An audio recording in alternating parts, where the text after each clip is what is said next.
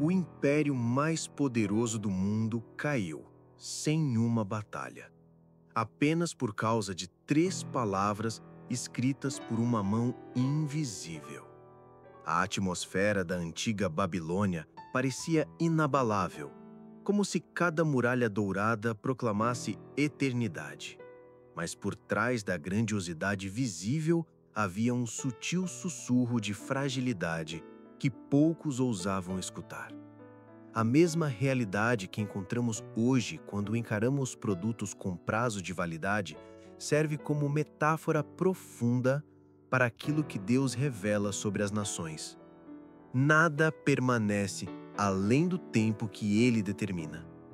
Assim como lemos em Daniel 2:21, é Ele que muda o tempo e as estações, remove reis e estabelece reis. Cada império, por mais glorioso que pareça, carrega uma contagem regressiva silenciosa, conhecida apenas pelo Criador. Quando caminhamos pelas cenas descritas pelo profeta Daniel, percebemos que a história humana nunca esteve solta no acaso. Ela se move dentro dos limites estabelecidos pelo Senhor, que levanta reis, derruba tronos e direciona o destino das civilizações como quem segura firmemente o leme de toda a história. E é nesse cenário que somos conduzidos à profecia grandiosa de Daniel capítulo 2, onde a estátua composta por metais, ouro, prata, bronze e ferro misturado com barro, não é apenas uma visão simbólica, mas um mapa profético revelando o tempo de vida de cada império. A cabeça de ouro representava a Babilônia, em toda a sua força, esplendor e aparente invencibilidade. Mas o brilho, por mais intenso, não seria eterno. Na lição de hoje, testemunhamos o momento em que essa cabeça de ouro começa a ruir diante da ascensão de um reino inferior em glória, mas superior em propósito, o reino dos Medos e Persas, simbolizado pelos braços de prata.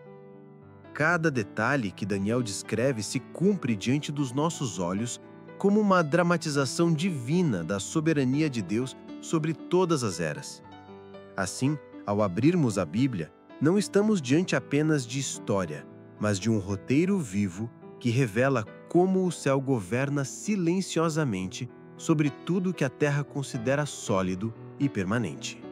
Por isso, ao mergulharmos no estudo de hoje, é como se fôssemos convidados a caminhar pelos corredores do tempo, testemunhando o instante exato em que Babilônia, embriagada por seu próprio orgulho, encontrou o limite imposto por Deus ao seu domínio. A conquista pelos medos e persas não foi apenas um evento militar, mas a execução de um decreto celestial que já havia sido anunciado décadas antes. Quando você abrir sua Bíblia e acompanhar esse acontecimento, perceberá que nada, absolutamente nada, pega Deus por surpresa. Impérios sobem, impérios caem, civilizações florescem e depois desmoronam, mas o propósito eterno permanece estável como uma rocha indestrutível. Esta jornada não é apenas histórica, ela é espiritual.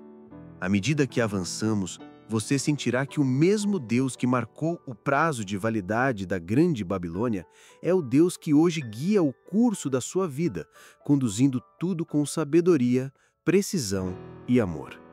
A grandiosidade de Babilônia ainda ecoava pelas avenidas largas e iluminadas por tochas, como se cada tijolo esmaltado proclamasse a glória de um império que acreditava ter conquistado o direito de durar para sempre.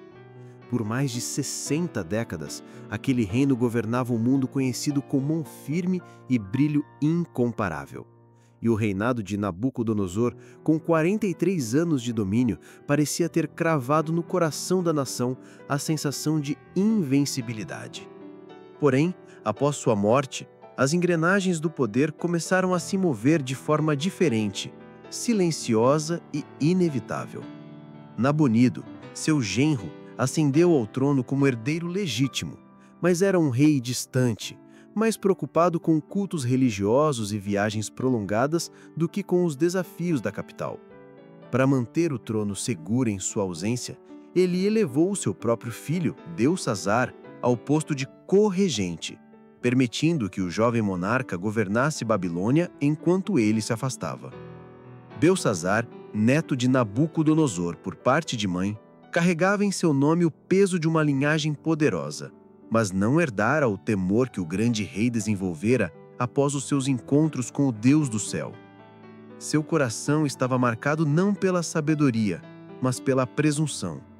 Era durante o seu reinado, em meio a festas extravagantes, autoconfiança exagerada e uma falsa sensação de segurança proporcionada pelas muralhas monumentais, que os acontecimentos dramáticos registrados em Daniel capítulo 5 tomariam forma.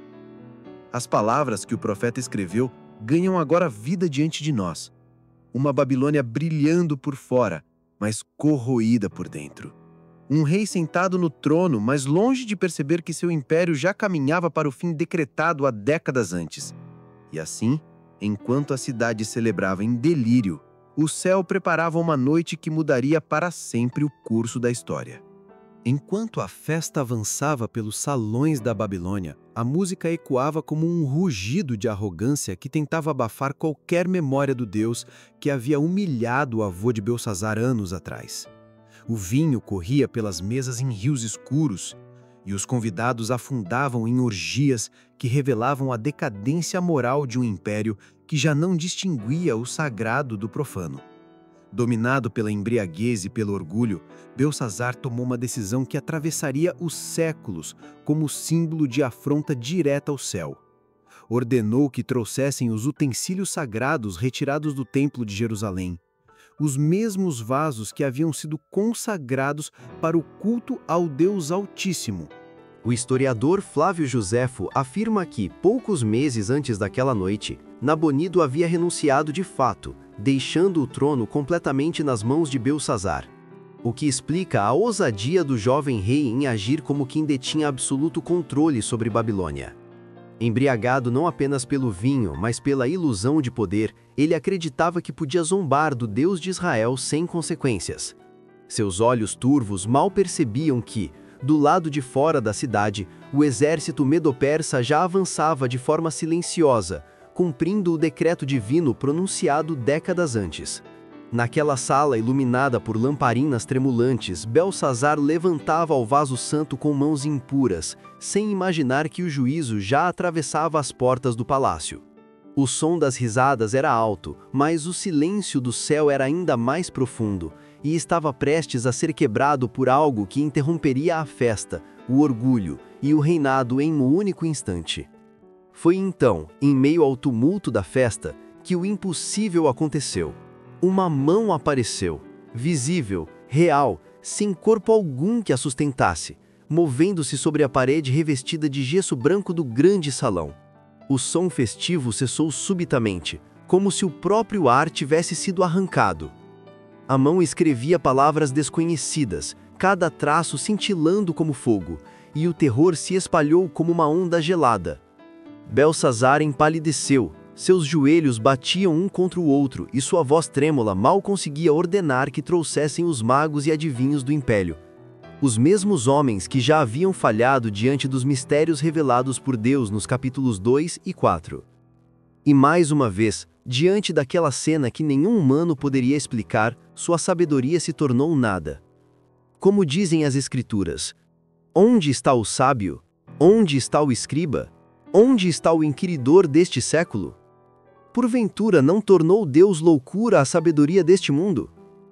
Assim também acontece conosco. Quando as Babilônias que construímos não conseguem responder às nossas crises, descobrimos que somente o Criador dos céus e da terra possui a palavra que realmente ilumina o que está oculto. Enquanto o pânico se espalhava, a rainha-mãe, a viúva do grande rei e avó de Belsazzar, mulher experiente, conhecedora das histórias do passado, entrou no salão percebendo a confusão instaurada. Sua presença trouxe um breve momento de ordem. Com voz firme, porém respeitosa, ela advertiu Belsazzar por sua imprudência e lembrou-lhe que Babilônia possuía, havia décadas, um homem capaz de revelar mistérios e interpretar enigmas. Este homem era Daniel, agora mais velho, mas ainda distinguido por um espírito excelente. Ela recordou ao rei que seu antepassado, Nabucodonosor, chamado de pai no texto de Daniel 5:18, no sentido de ancestral, como é comum nas escrituras, assim como vemos em 1 Reis 15:11, havia confiado a Daniel posições de honra justamente por causa da sabedoria que Deus lhe concedera. Ao ouvir o nome do profeta, um novo silêncio tomou o salão, pois naquele momento todos perceberam que a resposta que buscavam não viria dos deuses de pedra ou dos sábios da corte, mas daquele que caminhava com o espírito do Deus vivo. O salão ainda ecoava a risos embriagados quando Daniel entrou, trazendo consigo uma serenidade que contrastava violentamente com o caos emocional que dominava o rei. Belsassar, ainda pálido, tentava manter postura de autoridade, mas seus olhos denunciavam o terror profundo que o invadia desde que a mão misteriosa surgira escrevendo na parede. Antes de tocar no enigma, Daniel ergueu a voz com firmeza e começou a relembrar a trajetória daquele que realmente havia entendido o peso da soberania divina, Nabucodonosor. O profeta descreveu, com precisão, como a grandeza, a glória e a majestade mencionadas em Daniel 5:18 e 19 foram dadas pelo próprio Deus, e como o grande rei, tomado pelo orgulho, perdera tudo ao se exaltar acima do Altíssimo. Expulsos de entre os homens, vivendo como animal, seus dias humilhados foram um lembrete de que nenhum trono permanece quando tenta ocupar o lugar de Deus. A cada palavra, o silêncio no salão aumentava, como se a própria parede escrita aguardasse o desfecho daquele discurso. Daniel prosseguiu, afirmando que Nabucodonosor só recuperara sua honra quando reconheceu que o Altíssimo governa sobre os reinos dos homens, exaltando quem ele quer. Então, com uma coragem que nenhum vinho poderia calar, Daniel voltou-se diretamente ao rei e declarou: E tu, Belsassar, não humilhaste o teu coração, ainda que soubeste de tudo isso? Daniel 5:22. Era como se uma lâmina espiritual atravessasse a atmosfera, cortando o orgulho do monarca diante de todos. Mesmo conhecendo o passado, mesmo vendo o que Deus fizera com seu antepassado, Belsassar escolhera repetir o erro, multiplicando irreverência, arrogância e rebeldia. Ele sabia das advertências, mas se manteve firme em desafiar o Deus que controla tempos, reinos e destinos. E agora, diante da escrita flamejante na parede, descobriria que nenhum coração orgulhoso permanece de pé quando o céu decide pronunciar o juízo. Aquela noite avançava como um ritual de insolência, e o coração de Belsassar parecia pulsar em desafio aberto ao Deus que seu avô aprendera a temer. Daniel, diante do rei, expôs com firmeza a raiz da queda que já se aproximava. O pecado não era apenas a bebedeira ou a irreverência, mas a arrogância profunda que cegava aquele monarca. Belsassar havia desprezado a história, rejeitado os avisos do céu e escolhido adorar deuses inertes, prata, ouro, bronze, ferro, madeira e pedra, todos incapazes de ver, ouvir ou responder. Enquanto ele se vangloriava diante de ídolos mudos, ignorava que sua própria vida, seu fôlego, sua coroa e cada batida de seu coração pertenciam ao Deus Altíssimo, que sustenta o universo com a mesma facilidade com que sustenta o sopro de um rei. O salão silencioso parecia observar a verdade desabar sobre o monarca. Aquele que se achava invencível estava prestes a ser lembrado de que nenhum poder humano pode permanecer quando se levanta contra a santidade e a autoridade do Criador. Naquela noite marcada pelo orgulho e embriaguez, cada palavra inscrita na parede tornou-se um decreto divino, ecoando acima do tumulto do banquete. E Daniel, em pé diante do rei, explicou o sentido profundo de cada termo, como um mensageiro que rasga o véu entre o visível e o eterno. Mene, declarou ele, carregava o peso do tempo contado pelo próprio Deus. O número dos anos de Belsassar havia chegado ao limite, e nada, absolutamente nada, poderia estender o prazo determinado pelo Altíssimo. Tekel revelava o juízo mais íntimo. O rei fora pesado na balança celestial e achado em falta, não diante dos homens, mas diante do Deus que sonda corações e governa impérios. Parsim, ou Pérez, anunciava a sentença final. O reino seria fragmentado, quebrado, dividido, entregue aos medos e aos persas. Enquanto a voz de Daniel ecoava no salão, o ar pareceu parar, como se o próprio palácio ouvisse o veredito da eternidade e cada súdito começasse a perceber que o brilho dourado de Babilônia não passava de verniz sobre uma estrutura já apodrecida pelo pecado e pela soberba. A escritura se cumpriu com precisão implacável. Na mesma noite, enquanto Belsazzar ainda tentava digerir as palavras que selavam seu destino, o exército persa avançava silenciosamente pelos arredores da cidade. Heródoto relata que as águas do Eufrates foram desviadas, reduzindo o nível do rio e abrindo caminho para que os soldados marchassem pelo leito raso.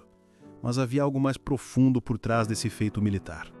As entradas que deveriam proteger o coração da cidade, portas de bronze, passagens subterrâneas, mecanismos de defesa estavam negligenciadas. A confiança cega da Babilônia em sua própria fortaleza a havia tornado vulnerável.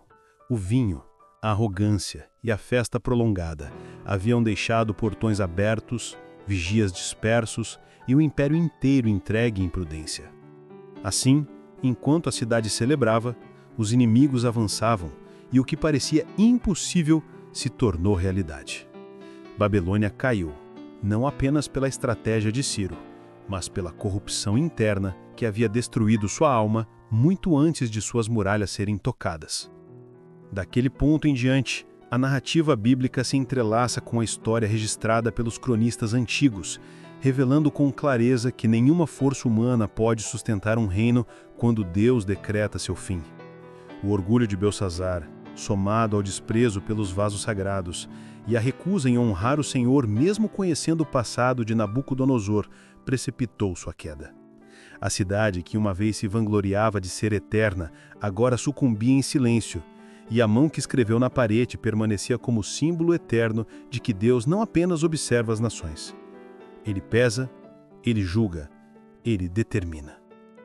Enquanto os persas ocupavam o palácio, ficava claro que o império tinha perecido muito antes de ser invadido.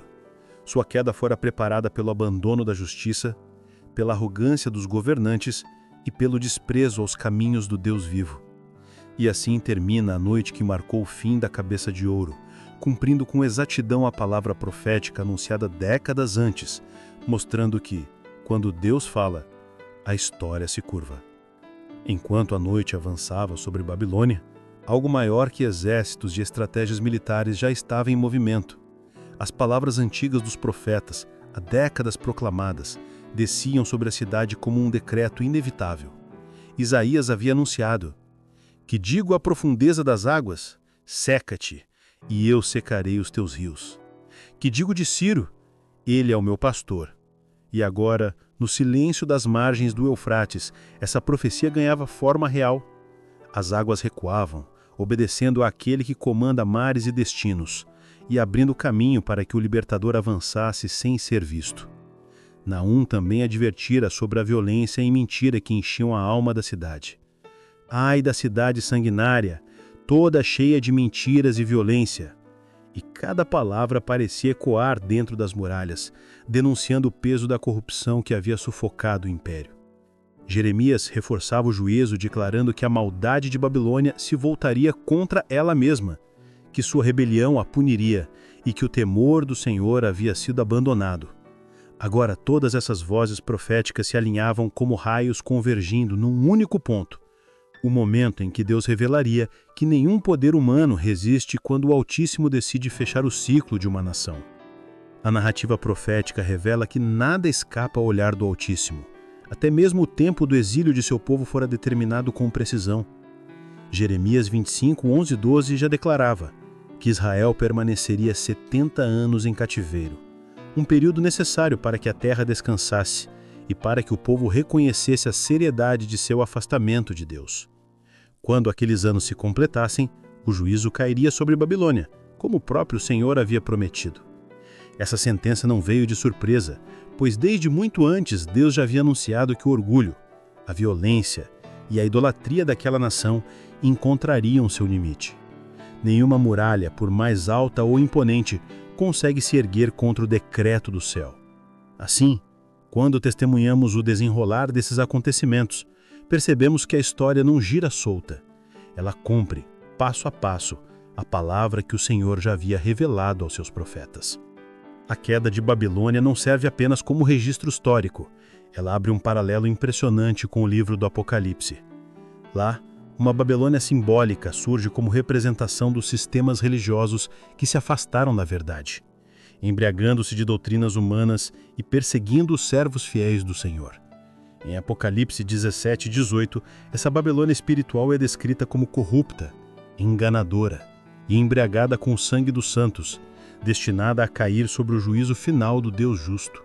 Assim como a Babilônia literal caiu pelos seus pecados, a Babilônia espiritual será destruída pela manifestação gloriosa de Cristo, que virá como Rei dos Reis e Senhor dos Senhores.